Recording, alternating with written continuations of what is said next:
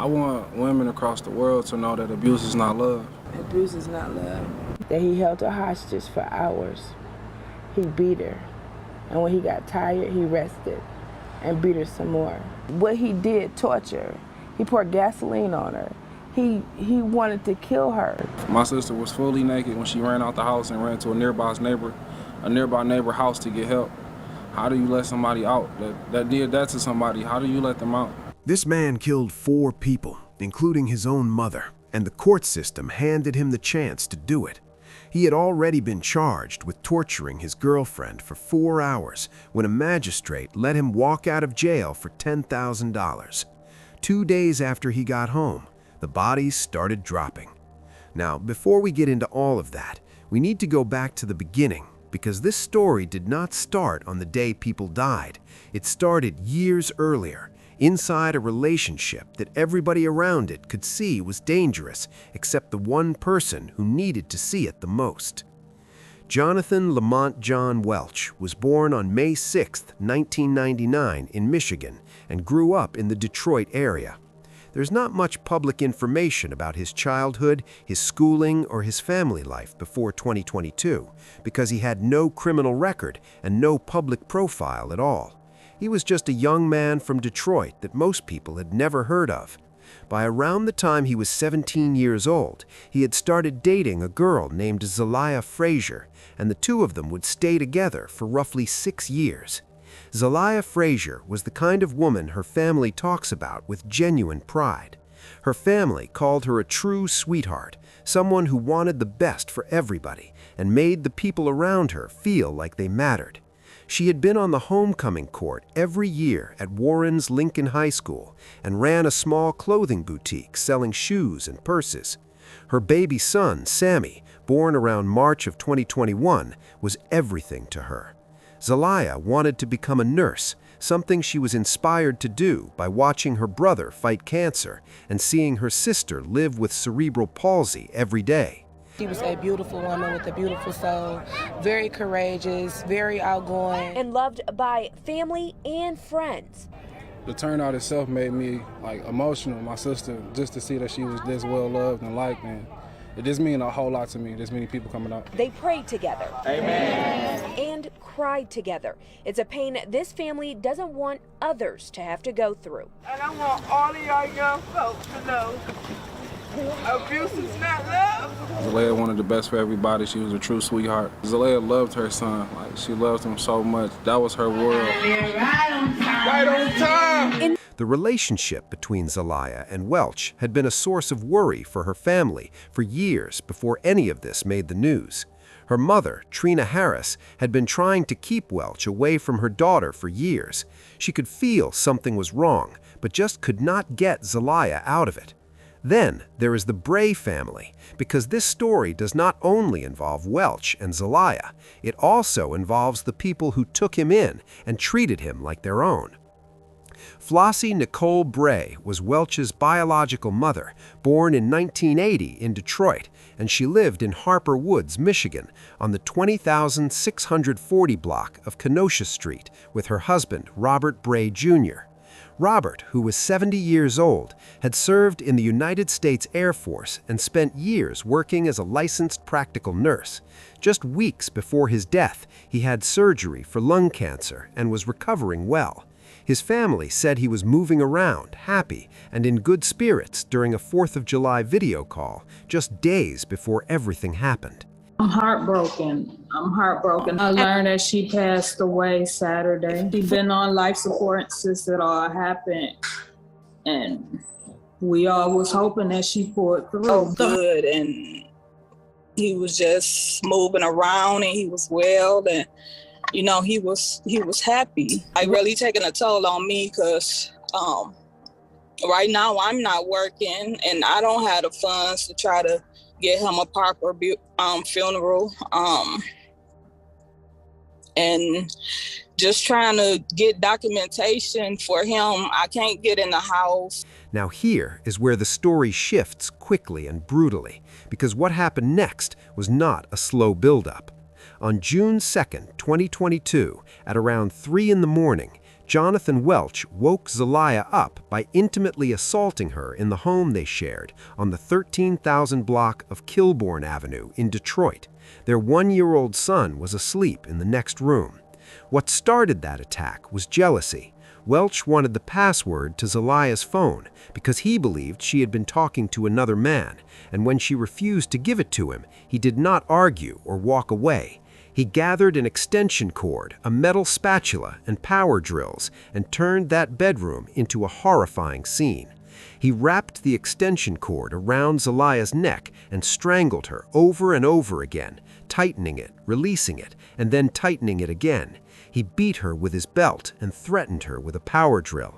He put a metal spatula directly on the hot stove, waited for it to get burning hot, and pressed it onto her arms and legs. Then he poured gasoline between her legs and set it on fire. He attempted to violate her with a large pole, and through all of this, he kept telling her over and over, "If you don't tell me the password, this is going to continue all night." This went on for roughly 4 hours, and right in the middle of it, their baby boy started crying in the next room. Zelaya talked Welch into removing the cord from her neck so she could go calm the baby down, and then, when she came back, the torture started all over again. She wasn't just fighting to stay alive, she was also trying to keep her son from hearing what was happening to her mother. I want women across the world to know that abuse is not love. Abuse is not love. And I want all of y'all young folks to know abuse is not love. At around 7:24 in the morning, when Welch stepped into the kitchen, Zelaya finally had a moment, and she took it. She ran out the front door with nothing on her body and made it to a neighbor's house on the same block. Her brother later described it exactly. She was fully naked when she ran to that neighbor for help. Welch followed her, tried to pull her back from the neighbor's porch, and then left. The neighbors brought her inside, covered her up, and called 911. Then Welch came back a second time, kicked in the neighbor's door, and took off in a car before the police arrived. Detroit police found him and arrested him later that morning at around 11:24, and when you look at the list of charges that came out of that arrest, it's the kind of list that should make any reasonable judge say, "This man does not leave this building."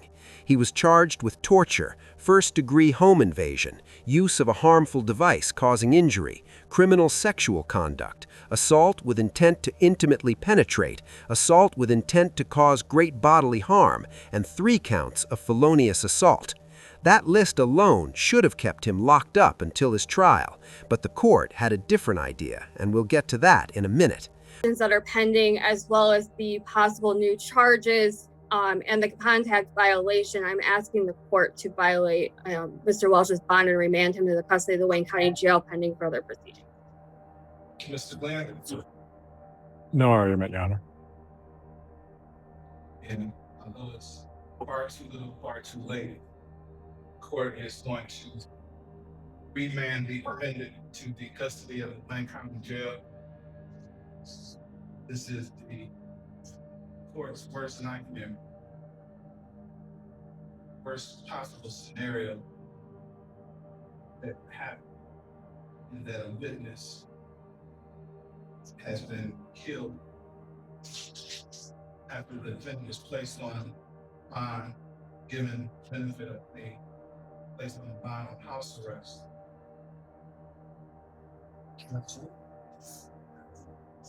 Can I talk, Your Honor? We want to discuss that with your attorney first. All right. So again, the court will remand the defendant. You have an exam set on August 4th That's correct. at 1:30. Just want to make you understand that the defendant has to raise confidence if he's still there. Yes, Judge, I will make sure that that arrangement is made should he still be in their custody by then. Absolutely. Thank you, Judge.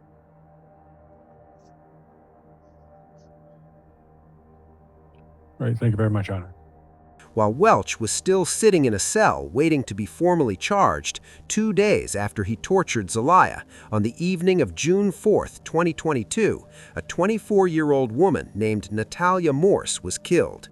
Natalia was originally from Lansing, the oldest of 7 siblings, including a twin sister who had grown up in Detroit and was known to friends and family by her nickname Sparkles. She had been looking forward to watching her younger brothers and sisters graduate from high school, with the ceremony scheduled for June 5th, the very next day after she was killed. Prosecutors say Welch killed her with blunt force trauma to her head, then stole her car, drove it to the area of Lappin Street and Beland Street in Detroit, and set it on fire. Her body was found 2 days later, on June 6th, in a field near the 4636 block of Lenox Street on the east side of Detroit. And because nobody knew who she was right away, it took investigators a while to put a name to her, with her family later saying it was her distinctive tattoos that finally confirmed her identity. The next morning, her younger siblings walked across that graduation stage without her, and her mother encouraged them to do it for her sister. What makes this killing even harder to make sense of is that Natalia Morse had no known connection to Jonathan Welch at all, and her family had never heard his name or had any idea how the two of them could even have crossed paths. This was not a domestic situation or a relationship that went wrong. This appears to have been completely random. She was driven, she was smart, beautiful.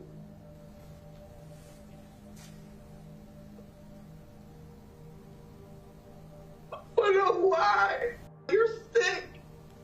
I hope you ride. I hope you rot in jail for the rest of your life. Jonathan Welch sat almost expressionless, hearing the absolutely devastating pain the family of the people he murdered cannot escape because of his malicious actions to take the lives of multiple people. Why? Just why do that to my big sister that I love so much? Do you even have a soul, Jonathan? Do you? Do you know what you killed your own mother? Prosecutors say in the summer of 2022, 24-year-old Natalia Morse was found dead, Welch accused of killing her. Welch was then charged with torturing and sexually assaulting his ex-girlfriend, Zelaya Frazier. After posting bond, he walked out of jail. Then just days later, investigators say he barricaded himself in his mom's home, eventually killing his ex-girlfriend, his stepdad, and his own mother. And because Welch was not yet connected to her death when he was arrested for torturing Zelaya, nobody knew anything about Natalia's murder while his bond hearing was happening. Which brings us to the bond decision, because this is where things go from tragic to infuriating. On June 12, 2022, 36th District Court Magistrate Dawn White arraigned Welch on the torture charges and set his bond at $100,000 with a 10% cash condition, meaning all he needed to pay was $10,000 to walk out of jail. He was given a GPS ankle monitor, placed under house arrest, ordered to stay at his mother's home in Harper Woods, and given a no-contact order with Zelaya. His own mother, Flossie Bray, helped him post that $10,000 and opened her house as the required address. Zelaya's brother, Quazon, had the sharpest way of putting it when he said this in front of cameras a few weeks later. On July 8, 2022, Jonathan Welch walked out of Wayne County Jail and went straight to his mother's house on Kenosha Street in Harper Woods, ankle monitor on, officially under house arrest. He had been out for 2 days when July 10th arrived. At approximately 8:14 in the evening on July 10th, Harper Woods police received a 911 call from inside the Kenosha Street home. The person calling said someone inside the house was holding her hostage. Dispatchers later described hearing a lot of screaming on the line before the call went dead. Zelaya was at the house that evening, so was Robert, still recovering from his lung cancer surgery, and Flossie. He was given a chance with bond at that time and took his freedom as an opportunity to finish the job and kill victim Frazier. Sexual assault and torture, and they let you out with $10,000. Quazon Frazier asking the key question of 36 $10,000 is easy to come up with. It's people that that steal something from a store that would get more than $10,000. You torture somebody, you sexual assaulted somebody, and you got out with paying $10,000. What happened inside that house in the time before police arrived was something nobody who knew this family could have prepared for. Welch stabbed his own mother, Flossie, multiple times in the back with a butcher knife. She managed to get out of the house and make it across the street to a neighbor. She collapsed in front of that neighbor, Ruth Tabone, who grabbed her and held her up. Tabone described it afterward. "She started to collapse, so I helped her down and I had to keep her up because at that point I see the knife is still in her back." Inside the house, Zlea Frazier and Robert Bray Jr. were killed by blunt force trauma. Welch then barricaded himself inside, started shooting at the police officers who had arrived outside and set the house on fire. Officers found the 1-year-old baby boy safe in the backyard. Reports say he had been dropped from a window, and he was taken to a hospital to be checked over. Firefighters from Grosse Pointe Woods came in and put the fire out. The standoff went on for approximately 7 hours. When it finally ended, Welch appeared in the front doorway of the burning house and surrendered. Neighbor video showed him crawling down the front steps before officers took him into custody. He was taken to a hospital, treated, and then booked. Zlea and Robert Bray Jr. were pronounced dead at the scene. Flossie Bray, who had been rushed to the hospital after her neighbors found her in the street with a knife still in her back, died 6 days later on July 16, 2022. The same day Welch was arraigned on the murder charges, an emergency hearing was held in the torture case to deal with his bond. It's just a tragedy. Really, that's all that can really be said about it. I think everybody in the neighborhood was pulling for Flossie to make it and hoping that would be at least one salvageable element of this situation. So it's very tragic. My daughter Zlea Frazier lived to tell me the horrible things he did to her. He treated her like she was nothing but trash. 39 days later, my daughter Zlea was dead. I tried so hard to keep this monster away from my daughter for years, yet I failed. Judge Kenneth King revoked the bond on the spot and said exactly what everyone was thinking. After the Harper Woods attack, police were dealing with 3 deaths and a man who was already in custody on a long list of serious charges. But investigators did not stop there because something about the timeline of Welch's movements in the weeks before July 10th was pulling at them. They started going back through everything, and what they found was that in between the June 2nd torture and the July 10th killings, there was another victim that nobody had officially connected to Jonathan Welch yet. Detectives linked Welch to the June 4th murder of Natalia Morse after his arrest for the Harper Woods killings. He had not been a suspect in her case at the time of his original arrest for torturing Zlea. The connection came together over months as investigators built the case, and in March of 2023, the Wayne County prosecutor formally charged Welch with the first-degree murder of Natalia Morse, along with stealing her vehicle and arson of that vehicle. He was already sitting in a cell when those charges dropped. He was arraigned and remanded the same day with no bond. In the end, there was no trial for the murders. That means there were no public jury hearings where every piece of evidence was laid out for the world to see. Welch pled guilty to second-degree murder across all 4 killings, the 3 family members and Natalia Morse in 2023, and the higher first-degree charges were brought down to second-degree as part of the plea agreements, with the weapons charges and additional assault counts dropped on top of that. Sentencing came on November 1, 2023 in Wayne County Circuit Court before Judge Margaret Van Houten. He can't give back. I worry about his soul. As part of a plea deal, Welch was sentenced to 45 to 70 years in prison for 3 counts of murder in the second degree, and an additional 20 to 40 years for another count of murder in the second degree. Welch gets credit for the time he's already served. The sentences run concurrently. Hillary Golston, Fox 2 News. And an additional 20 to 40 years for another count of murder in the second degree. Welch gets credit for the time he's already served. The sentences run concurrently. Hillary Golston, Fox 2 News. And if you want to understand just how much damage one person can do to the people around them, you need to hear what the families say in that room. Zlaya's mother, Trina Harris, stood up and faced the man who had spent years terrorizing her daughter before finally killing her. "You took what was so precious to me. She meant everything to me. My daughter will never get to hold her son and watch him grow up. I believe Jonathan is truly a monster." Robert Bray Jr.'s grandson, Larente Welton, stood in the jury box and spoke for a family that genuinely cared about Jonathan Welch and treated him like one of their own.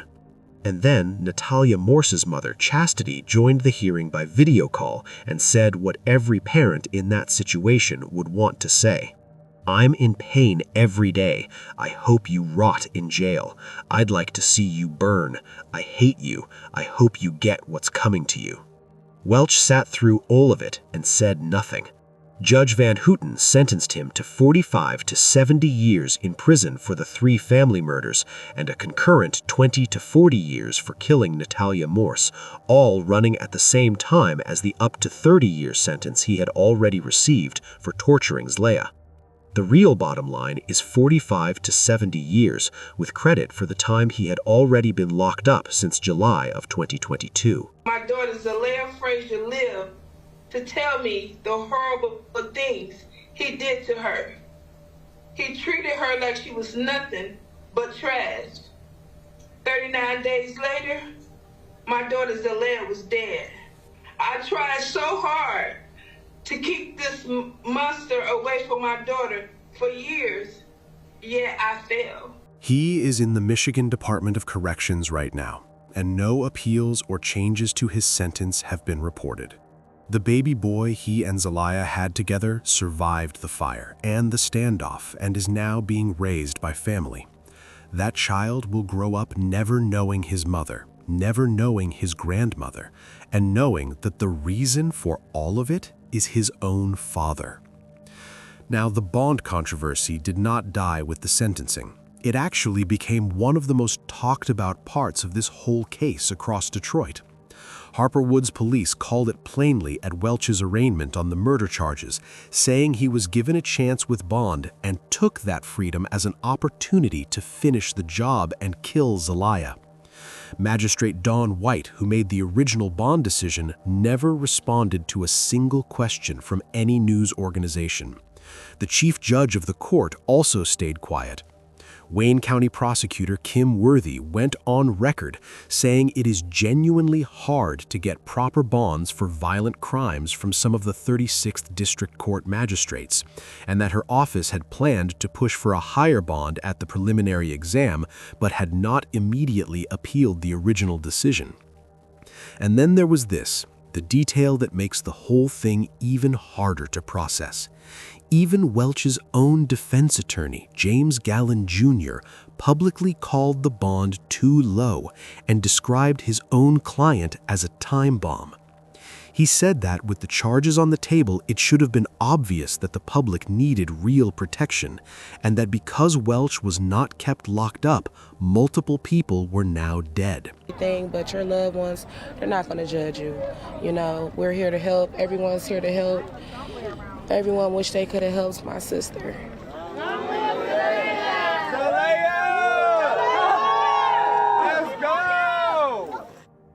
When the man who is supposed to be defending you is telling the media you should have stayed in jail, that says everything about how clear the warning signs were. Zelaya's sister, Brianna, put the whole thing the simplest way. She told Fox 2 Detroit, "They let him out of jail. He killed my sister. It's broken. It's definitely broken. They should have never let him out." Every warning was already there, on paper, in a charging document, before anyone posted that $10,000, and the system still let him walk. Who is to blame when the law meant to keep its citizens safe puts them in harm's way? Let me know in the comments section. Also, click on one of the cards on your screen to see more videos like this. See you in the next one. And the contact violation, I'm asking the court to violate Mr. Welch's bond and remand him to the custody of the Wayne County Jail pending further proceedings. Mr. Glenn? No argument, Your Honor. And although it's far too little, far too late, the court is going to remand the defendant to the custody of the Blaine County Jail. This is the court's worst nightmare, worst possible scenario that could happen, in that a witness has been killed after the defendant was placed on bond, given benefit of being placed on bond on house arrest.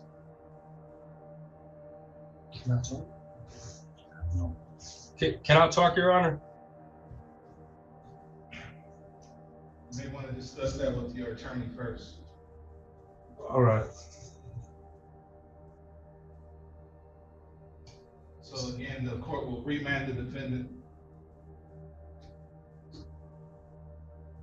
We have an exam set for August 4th That's correct. at 1:30. All right. He has to be Just wondering how you understand that the defendant has to be ready for Harper Woods if he's still there. Yes, Judge, I will make sure that that arrangement is made should he still be in their custody by then. Okay, thank you. Absolutely. Thank you, Judge.